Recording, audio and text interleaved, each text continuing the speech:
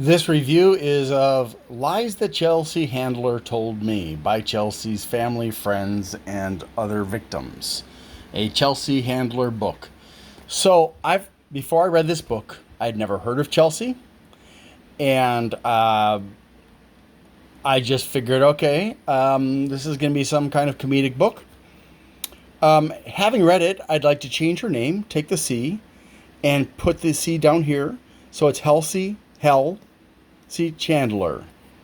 Um, this book is baffling to me. I know that there are people out there that think playing pranks on people is funny, and to a degree, I agree. There are lots of photos in this book, lots of comments from Chelsea, and lots of insults, lots of humor, lots of like, oh my God, I can't believe she did that. Spraying suntan lotion on his face like that, um, okay, so let me put it to you this way. Each person, assuming that they are real people and not just Chelsea or Halsey, um, um, shares their own experiences with Chelsea. And it boils down to one of two things. Either Chelsea wrote the whole thing and just lied repeatedly to tell stories that were bizarre or funny or sad sometimes, or these people are either like aiding and abetting her humor, or they are aiding and abetting her narcissistic tendencies. And I say this in all seriousness because, they talk about how on the one hand she's so loyal and generous and stuff like that, but on the other hand, she does pranks to these people and sometimes leads them on for weeks or even months. And sometimes she does pranks at very inappropriate times that cause genuine problems. So I don't know.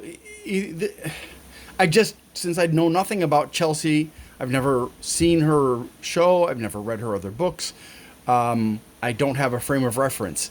But to me, again, this is either the truth, and it just reveals how unpleasant and narcissistic she is, and how stupid or even conniving some of her coworkers are.